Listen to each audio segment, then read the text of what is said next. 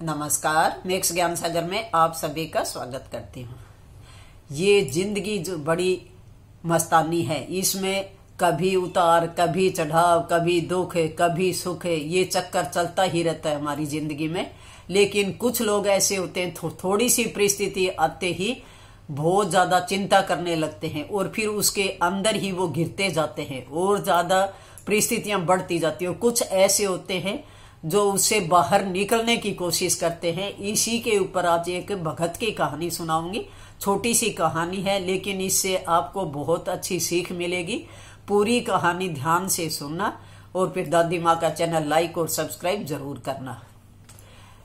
एक भगत था जो सारे दिन भगवान की भक्ति करता था।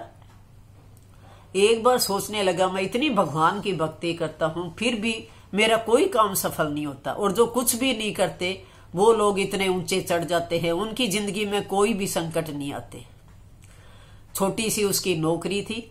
वो हमेशा ये आगे भी कोशिश करता रहता अपनी नौकरी के लिए, और कभी ये सोचता कि इसी नौकरी में मेरा प्रमोशन हो जाए, मेरी तनख्वाह बढ़ जाए, ये सोचता रहता। और सुबह शाम वो पूरी भगवान की भक्ति करता। और एक दिन ऐसा हुआ कि उसकी नौकरी भी चली गई, क्योंकि वो ज्यादा चिंता में रहने लग गया कि मेरे साथ जो है ऐसा क्यों हो रहा है, और उसकी नौकरी चली जाती है। अब घर पर आकर वो मंदिर के सामने बैठ जाता है और यही बोलता है कि हे भगवान, तुम मेरे को इतना क्यों कष्ट दे रहा है, मेरी कौन से जन्म की परीक्षा ले रहा है। पूरी भक्ति करता, आज मैं यहीं बैठा रहूंगा जब तक मुझे सामने आकर कोई जवाब नहीं दोगे। वो तो एक पत्थर की मूर्ति थी, क्या जवाब देगी। ऐसे सोचते सोचते फिर सारा दिन निकल गया। रात को सो जाता है और रात को उसको सपने में भगवान दिखाई देता है। उसको सपना आता है, कहता है, जब सामने भगवान देखता है उस भगत को, और फिर भगत कहता है कि हे प्रभु, मुझे इतना क्यों संकट दे रहे हो, मैंने कौन से पाप किए हैं, मैं सारे दिन आपकी भक्ति करता हूँ, पूजा पाठ करता हूँ, फिर भी मेरा कोई काम सफल नहीं होता और मेरे अंदर दुख ही दुख आते जाते हैं, कुछ तो मेरे लिए कुछ तो करो। सपने में यही सोचता रहता है। और उसके बाद फिर भगवान कहते हैं, चल अगर तुम ज्यादा ये सोचता है तो एक काम कर, तुम कोई एक पोटली बना ले, और पोटली बनाकर सामने तेरे जो है पीपल का पेड़ है, उसके ऊपर तुम इस पोटली को बांध कर आ जा। हाँ, एक काम करना, वहां पर और भी बहुत पोटलियां बंधी हुई मिलेगी तेरे को पीपल के नीचे, क्योंकि वहां लोग पूजा पाठ करते हैं तो वो भी बांध जाते हैं।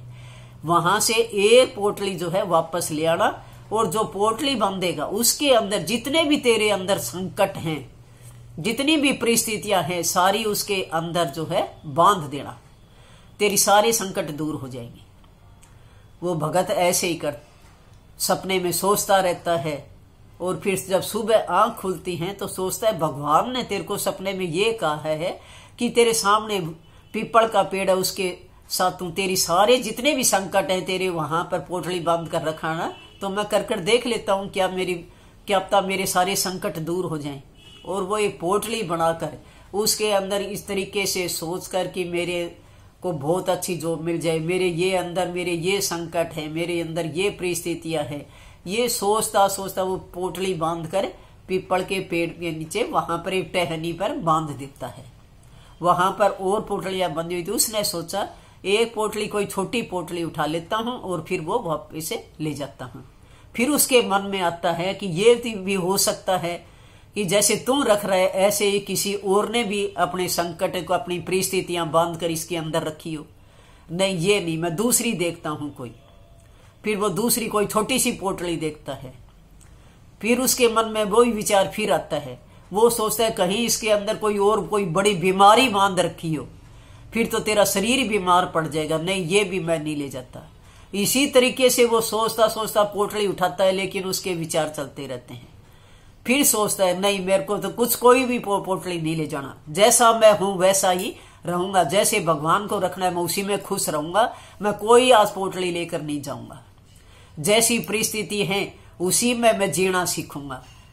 तो ये छोटी सी कहानी है, इसीलिए कहती हूं कि किसी भी परिस्थिति में जैसे वो पोटलियों में घिरा रहा, ऐसे ही हम कोई भी छोटी सी बात लेकर उन परिस्थितियों में हम अगर उससे बाहर निकलने की कोई समस्याओं से जो है हल नहीं ढूंढेंगे तो उसी के ही अंदर हम घिरते जाते हैं और वो ही दिमाग में फिर हमारे चलते रहते हैं और हम तनाव में रहने लग जाते हैं। इसलिए हर परिस्थिति से लड़ना सीखो, क्योंकि ये तो संसार का चक्कर है, चलता रहता है। संकट तो भगवान के अंदर भी आए थे, कृष्ण भगवान में भी आए थे, राम के अंदर भी आए थे, सबके अंदर कष्ट आए थे।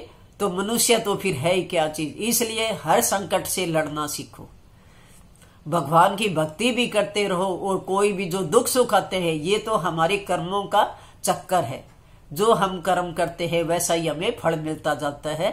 तो इसलिए जो है सुख दुख कुछ भी हो सब में जो है बराबर रहना सीखो, खुश रहना सीखो। ये छोटी सी कहानी है, हमें यही सीख देती है कि किसी चीज में उलझो मत। हम उलझ कर रह जाते हैं उन्हीं परिस्थितियों में और फिर आगे नहीं बढ़ सकते। उससे बाहर निकलने की योजना बनाओ और उससे बाहर निकलने की कोशिश करो, तभी आप कामयाब बन सकते हो और आप जिंदगी में खुश रहना सीखोगे। जो कुछ आपको भगवान ने दिया उसको प्रसाद समझो और उसी में रहना सीखो, क्योंकि ये संसार का चक्कर ऐसा ही चलता रहेगा। ये तो एक चक्की है।